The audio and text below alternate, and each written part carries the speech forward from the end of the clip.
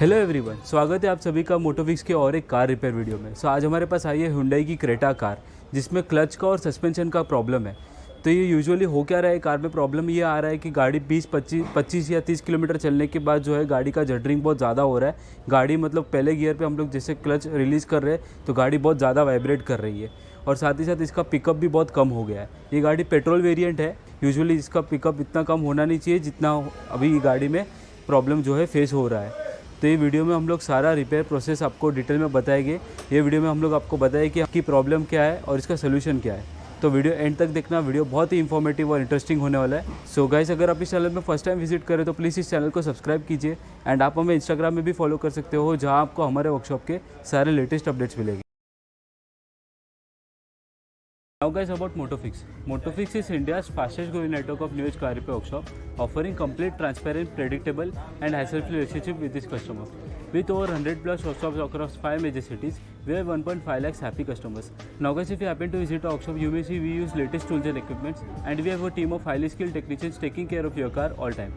Now guys, we also provide free pick and drop service, and we give real-time update of every work getting done in your car.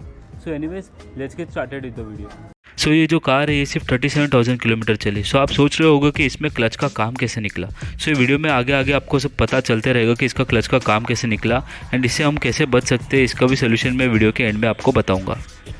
कभी भी car में कोई भी major काम करने से पहले हमें कार की जो बैटरी है उसे डिस्कनेक्ट करना होता है। इसका रीज़न ये है कि कार में कई सारे सेंसर्स होते हैं। जब भी हम काम करते हैं तो हो सकता है कि कार में कोई भी एरर्स आए। बैटरी डिस्कनेक्ट करने के बाद हमें एक छोटी सी बात का काफ़ी ध्यान रखना होता है कि हमें बैटरी को ज़मीन के ऊपर नहीं रखना होता है या कोई भी ग्राउंड में नहीं रखना होता है। इसे हमें कोई टेबल में या कोई तो रबर के ऑब्जेक्ट के ऊपर ही बैटरी को स्टोर करके रखना होता है। इसका रीज़न ये है कि अगर हम लोग बैटरी को ग्राउंड में रखें तो बैटरी की जो हेल्थ है या बैटरी का जो पावर है वो कम हो जाता है, बैटरी ड्रेन हो जाती है। फर्दर अभी हम लोग क्लच के सारे कंपोनेंट्स डिसमेंटल करेंगे, जिसमें हम लोग क्लच के अपर फिटमेंट सारे रिमूव करेंगे। इसमें बहुत सारी चीज़ें हमें खोलनी होती है, जैसे कि एयर फिल्टर बॉडी हो गया, बैटरी हो गया, एंड देन गियर शिफ्टर के केबल्स हो गए, एंड बाकी सारे जो क्लच के कंपोनेंट्स हैं वो सब खोलने होते हैं। ये थोड़ा टाइम कंज्यूमिंग प्रोसेस होता है, इसीलिए मैं इसे आपको फास्ट फॉरवर्ड में बताना चाहता हूँ। अपर फिटमेंट के सारे कंपोनेंट्स को डिसमेंटल करने के बाद अभी हम लोग लोअर फिटमेंट का डिसमेंटलिंग शुरू करेंगे, जिसमें हमें काफ़ी सारे कंपोनेंट्स को डिसमेंटल करना होता है, जैसे कि हमारे एक्सेल हो गया, सस्पेंशन के कंपोनेंट्स जैसे कि बॉल जॉइंट्स, लोअर आर्म वगैरह, ये सारी चीज़ें हमें डिसमेंटल करनी होती है। क्योंकि क्लच सेट को रिमूव करने के लिए हमें गियर बॉक्स को नीचे उतारना पड़ता है। गियर बॉक्स नीचे उतारने के पहले हमें ये सारी चीज़ें डिसमेंटल करनी होती है। फर्दर कार को लिफ्ट करके हम लोग कार का जो पुराना गियर ऑयल है उसे हम लोग ड्रेन करेंगे। पुराना गियर ऑयल पूरा ड्रेन होने के बाद हम लोग उसका ड्रेन बोल्ट प्रॉपर्ली टाइट करेंगे, एंड देन फर्दर हम लोग गियर बॉक्स को नीचे उतारने का प्रोसेस शुरू करेंगे। हम लोग जैक की मदद से कार के जो इंजन है उसको सपोर्ट देंगे। रीज़न ये है कि कार का जो इंजन है वो एक ही माउंटिंग के ऊपर बेस्ड है, तो अगर हम लोग उसे सपोर्ट ना दे तो हो सकता है कि कोई भी डैमेज हो सकता है। फर्दर अभी हम लोग इसका जो गियर बॉक्स है उसे डिसमेंटल कर रहे हैं। आप देख सकते हैं पूरा गियर बॉक्स नीचे आ चुका है। गियर बॉक्स नीचे आने के बाद हम लोग इसका क्लच रिलीज बेरिंग रिप्लेस करेंगे, एंड फर्दर अभी हम लोग इसका क्लच सेट का जो भी कंपोनेंट्स है उसे डिसमेंटलिंग करेंगे। क्लच सेट में अभी हम लोग इसका प्रेशर प्लेट और क्लच प्लेट डिसमेंटल कर रहे हैं। तो आप देख सकते हो कि हमारा प्रेशर प्लेट और क्लच प्लेट जो है डिसमेंटल हो चुका है। तो अभी मैं आपको कंडीशन बताना चाहता हूँ वॉर्न आउट प्रेशर प्लेट का और क्लच प्लेट का। तो ये आप देख सकते हो कि जो प्रेशर प्लेट है इसमें कितना अनइवन सरफेस हो चुका है, ये ऑलमोस्ट थोड़ा जल चुका है, एंड इसमें कोई भी फिनिशिंग नहीं है, स्मूथनेस नहीं है। ये जो है प्रेशर प्लेट वॉर्न आउट हो चुका है, एंड इसके जो फिंगर्स है वो भी हार्ड हो चुके हैं। अभी ये जो है ये क्लच प्लेट है, तो ये क्लच प्लेट आप देख सकते हो कि यहाँ पे एक कंटिन्यूस एक लाइन आ चुकी है। ये यूजुअली हुआ क्या है कि इसका जो क्लच है वो स्लिप हो गया है। तो इसका रीज़न ये है कि जो हमारे कस्टमर जो ये कार चला रहे थे, तो वो कार चलाते वक्त इसका जो क्लच पेडल है उस पर पैर रख के कार को चला रहे थे, उस पर पैर रेस्ट करके कार चला रहे थे। उसकी वजह से ये जो है क्लच प्लेट जो है डैमेज हो चुका है। इसकी जो थ्रेडिंग है वो थोड़ी ओके है, बट ये स्लिप हो रहा है। इसकी वजह से हमारा कार का जो पिकअप है उसमें इशू हो रहा है, एंड कार में जटरिंग का इशूज़ फेस हो रहा है। फर्दर हमने कार का फ्लाईव्हील भी इंस्पेक्शन किया, तो उसमें हमें पता चला कि इसका जो सरफेस है वो भी अनइवन है, तो इसको भी स्कीमिंग करना, इसे भी रिसर्फेसिंग करना बहुत ज़रूरी था। हमने उसका तीत भी इंस्पेक्ट किया, उसका जो तीत था वो प्रॉपर था, इसीलिए हम लोग इसको रिसर्फेस करके फिर से इंस्टॉल कर सकते हैं। तो अभी हम लोग ये लैथ मशीन में फ्लाईव्हील को रखने वाले हैं, एंड इसका पूरा रिसर्फेसिंग का प्रोसेस शुरू करने वाले हैं। तो लैथ मशीन में हम लोग ये फ्लाईव्हील का पहले सेंटर मैच करेंगे, ताकि इसका जो रिसर्फेसिंग है वो प्रॉपरली एक्यूरेटली हो। तो ये तार है, इसकी मदद से हमें फ्लाईव्हील के जो मतलब सेंटर है उसे हम लोग मिला सकते हैं बराबर। जैसे कि आप देख सकते हैं फ्लाईव्हील का जो सेंटर है प्रॉपरली मिल चुका है, तो अभी हम लोग इसका फर्दर रिसर्फेसिंग का प्रोसेस स्टार्ट कर सकते हैं। सो ये रिसर्फेसिंग करने से इसका जो अनइवन जो भी सरफेस है वो सारा क्लियर हो जाएगा एंड इसका जो पूरा सरफेस है वो पूरा प्लेन हो जाएगा। ये करने से हमारे कार का जो जटरिंग इशू वो ऑलमोस्ट रिजॉल्व हो ही जाता है।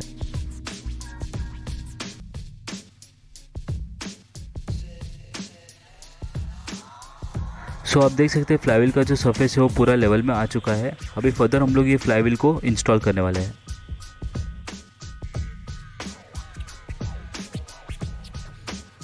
फ्लाईव्हील को प्रॉपर्ली इंस्टॉल करने के बाद अभी हम लोग Hyundai की जेन्युइन प्रेशर प्लेट और क्लच प्लेट दोनों भी इंस्टॉल करने वाले हैं एंड ये सारे काम का लाइव अपडेट हम कस्टमर से शेयर करते हैं।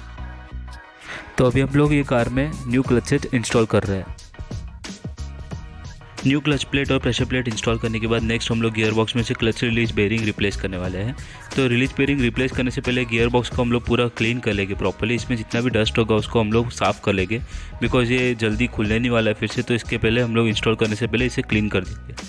आप डिफरेंस देख सकते हो दोनों रिलीज बेरिंग में। तो अभी हम लोग ये नया रिलीज बेरिंग इंस्टॉल करने वाले हैं। ये भी Hyundai का जेन्युइन क्लच रिलीज बेरिंग है। तो उसे इंस्टॉल करने से पहले अभी हम इसके सारे मतलब मेन पॉइंट्स हो गए, चेकलिस्ट हो गए, वहाँ पे हम लोग ग्रीसिंग करेंगे properly and then release bearing को गियर बॉक्स में इंस्टॉल करेंगे। सो गियर बॉक्स को हम लोगों ने प्रॉपर्ली क्लीन कर दिया है, रिलीज बेरिंग भी इंस्टॉल कर लिया है। नेक्स्ट अभी हम लोग ये गियर बॉक्स को फिर से ऊपर चढ़ाएंगे एंड इसे फिक्स करेंगे। तो कॉमनली आजकल हमें हर कार में हाइड्रोलिक क्लच सिस्टम देखने को मिलता है जिसमें हमें क्लच के साथ दो सिलेंडर्स मिलते हैं। एक होता है मास्टर सिलेंडर और एक होता है स्लीव सिलेंडर। तो इसमें हम लोग ये दोनों सिलेंडर्स रिप्लेस करने वाले हैं। तो अभी हम लोग इसका ये स्लीव सिलेंडर जो है इसे हम लोग डिसमेंटल करें पुराना वाला। तो ये सिलेंडर्स को रिप्लेस करने का रीज़न ये है कि इस कार में हम लोगों ने पूरा क्लच सेट नया डाला है। तो अगर हम लोग न्यू क्लच सेट डालते हैं तो फिर इसके जो दोनों सिलेंडर्स है वो नए क्लच सेट का जो लोड है वो ले नहीं पाएगा और सिलेंडर्स फेल हो सकते हैं। अगर क्लच सिलेंडर फेल होता है तो हमारा पेडल है कभी कभी नीचे का नीचे रहेगा या तो फिर मतलब हमें गियर शिफ्टिंग में काफ़ी डिफ़िकल्टी होगा, ब्रेकडाउन होने के भी काफ़ी चांसेस होते हैं। तो इसलिए हम लोग इसके दोनों सिलेंडर्स भी रिप्लेस कर रहे हैं। ये अभी हम लोग इसमें न्यू स्लीव सिलेंडर इंस्टॉल कर रहे हैं। ये भी Hyundai का जेन्युइन पार्ट है।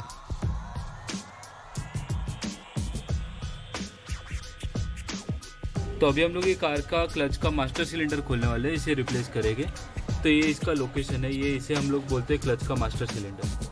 तो मास्टर सिलेंडर खोलने के लिए हमें क्लच पेडल के वहाँ पे इसका लोकेशन है, मैं आपको बताता हूँ। तो यहाँ पे एक क्वार्टर पिन होता है, उसे हमें खोलना होता है। 3 बोल्ट है, उसे हमें खोलना है। तो क्लच पेडल की इधर से जो भी डिसमेंटलिंग करना था वो कर लिया है। तो अभी इसका एक और पिन है, ये हम लोग खोलेंगे।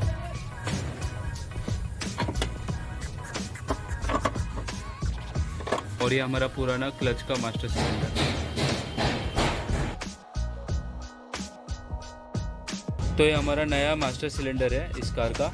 तो ये जो है ये हमारे क्लच के पेडल को कनेक्ट होता है और ये 3 बोल्ट पे हमारा फिक्स होता है।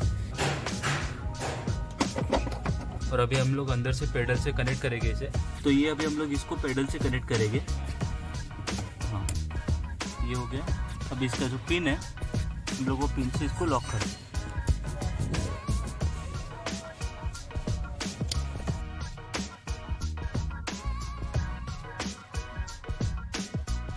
ये प्रोसेस यहाँ पे एंड नहीं होता है, हमें पूरा क्लच का जो सिस्टम है उसे ब्लीडिंग करना पड़ता है।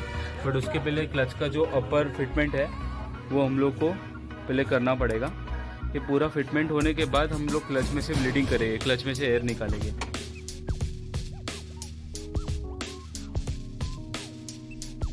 क्लच का पूरा अपर फिटमेंट होने के बाद नेक्स्ट स्टेप में हम कार में गियर ऑयल फिल करने वाले हैं, new gear oil. Gear oil पूरा फिल होने के बाद नेक्स्ट स्टेप में हम लोग क्लच ब्लीडिंग करने वाले हैं। इसमें हमें 2 टेक्नीशियन लगेंगे। एक टेक्नीशियन कार के अंदर बैठ के क्लच को पेडल को पंप करेगा एंड बाहर से टेक्नीशियन क्लच का एयर निकालेंगे। पंप करो, दबाओ। सो ये क्लच ब्लीडिंग प्रोसेस जो है ये करना काफ़ी ज़रूरी होता है और एल्स हमारा क्लच पेडल जो है वो स्पॉन्जी होता है। कार का क्लच का पूरा काम हो चुका है। चलिए अब हम कार का ट्रायल लेते हैं।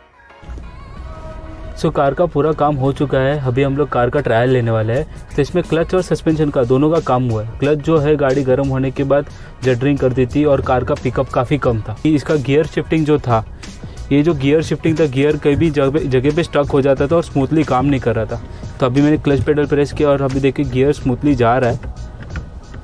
ये देखिए अभी रिवर्स गियर भी इजीली जा रहा है, ये इजीली चला गया। कैमरा चालू हो चुका है ये। पहला गियर डाल के मैं कार को ले रहा हूँ आगे। है देखिए अभी गाड़ी जडरिंग नहीं कर रही है बिल्कुल भी और इजीली आगे जा रही है। अभी मैं आपको थोड़ा फर्स्ट गियर पे पुल करके बताता हूँ। कार का जो पिकअप है वो भी पूरा रिटेन हो चुका है और क्लच पेडल है वो भी बिल्कुल भी स्टिफ नहीं है, काफ़ी लाइट है, बराबर जैसे पेट्रोल कार का क्लच पेडल होना चाहिए वैसे ही है। ये देखिए रिवर्स गियर स्मूथली जा रहा है। आप स्पीडोमीटर देखोगे तो देखो मतलब कार का जो पिकअप है वो पूरा आ चुका है, गाड़ी इजीली जा रही है, पिकअप बहुत अच्छा हो चुका है। ब्रेकिंग में भी बहुत इंप्रूवमेंट आ गई है क्योंकि इसका रीज़न ये है कि इसका हम लोगों ने डिस्क स्कीमिंग भी किया है और साथ ही साथ इसका जो ब्रेक पैड्स है वो भी हम लोगों ने रिप्लेस किए। सारे Hyundai के जेन्युइन पार्ट्स थे। सो गाइस आप सोच रहे होगे कि ये कार इतनी कम चली फिर भी इसमें क्लच और सस्पेंशन का काम कैसे निकला, तो मैं बताना चाहूँगा हमारे कार का क्लच और सस्पेंशन का लाइफ है जो पूरा डिपेंड करता है हमारे ड्राइविंग स्टाइल के ऊपर। अगर हम चाहे तो क्लच को 1 या 2 दिन में ही पूरा डैमेज कर सकते हैं और हम चाहे तो उसे सालों साल और लाखों किलोमीटर भी चला सकते हैं। तो इस कार में पर्टिकुलरली हुआ क्या है कि हमारे कस्टमर जो है कार के क्लच पेडल पे पैर रेस्ट रख के कार को चला रहे थे। जब भी कार ड्राइव कर रहे थे तो उनका पैर थोड़ा क्लच के पेडल के ऊपर रहता था और उसी की वजह से इसका जो प्रेशर प्लेट है और क्लच प्लेट है वो दोनों डैमेज हो गया था। इसका रीज़न ये है कि जब भी हमारा पैर जो है क्लच पेडल पे रहता है तो अंदर ही अंदर थोड़ा वो क्लच एंगेज रहता है और कार हमारी जो है थोड़े हाफ क्लच में चलती है, जिसकी वजह से हमारे क्लच के सारे कंपोनेंट्स डैमेज होते हैं। और भी कई सारी पॉसिबिलिटीज़ होती है जिससे हमारे कार का जो क्लच है वो डैमेज हो सकता है। ये मैं आपको इस वीडियो में बताऊंगा जिससे आप आपकी कार की क्लच का जो लाइफ है उसे बढ़ा सकते हैं और उसे जल्दी डैमेज नहीं होने दे सकते। सबसे पहली बात तो हमें रनिंग कार में हमारा जो पैर है क्लच पेडल पे रेस्ट करके नहीं रखना है, हमें सिंपली फ्लोर के वहाँ पे हमारा पैर रखना है। अगर हमारी कार में डेड पेडल हो तो हमें डेड पेडल के ऊपर हमारा पैर रखना है। सेकेंड जो है हमें क्लच जब भी हम लोग गियर चेंज करें तो हमें क्लच पूरा दबा के गियर को शिफ्ट करना है। कोई लोग होते हैं जो हाफ क्लच में डायरेक्टली गियर शिफ्ट करते हैं जिससे भी हमारा क्लच का जो कंपोनेंट्स है सारे डैमेज होते हैं एंड हमारा जो क्लच है वो जल्दी फेल हो जाता है। थर्ड थिंग, जब भी हम कार ड्राइव करें तो हमारा हाथ गियर लीवर पे रेस्ट करके नहीं रखना है। जैसे पैर को हमें रेस्ट नहीं रखना है वैसे हमारा जो हाथ है उसे भी हमारे गियर लीवर पे रेस्ट करके नहीं रखना है। और जैसे बहुत सारी कार में आजकल एडवांस कार में हमें गियर शिफ्टिंग के इंडिकेटर भी आते हैं जिससे हमें हमारे क्लस्टर में सजेस्ट करता है कि कौन से स्पीड में कौन सा गियर हमें कार में एंगेज करना है। तो अगर हम उसे फॉलो करें तो that would be the best option. यही सारी बेसिक टिप्स है जो मैं आपसे शेयर करना चाहता हूँ जिससे आप आपकी कार के क्लच और सस्पेंशन का लाइफ ज़्यादा मेंटेन कर सकते हो और आपको ये जो मेजर काम है ये जल्दी आएगा नहीं। सो गाइस ये वीडियो यहीं पे एंड होता है। आई होप आपको ये वीडियो बहुत ही इंफॉर्मेटिव और इंटरेस्टिंग लगा होगा। कमेंट करके हमें ज़रूर बताना कि आपको ये वीडियो कैसा लगा। चैनल को सब्सक्राइब करना ना भूलना क्योंकि हम लोग ऐसे ही इंटरेस्टिंग वीडियोस लाते रहेंगे। एंड आप हमें इंस्टाग्राम में भी फॉलो कर सकते हो जहाँ आपको हमारे वर्कशॉप के सारे लेटेस्ट अपडेट्स मिलेंगे। सो गाइस जल्दी मिलेंगे अगले वीडियो में इंटरेस्टिंग टॉपिक के साथ। So for now happy motoring, stay safe.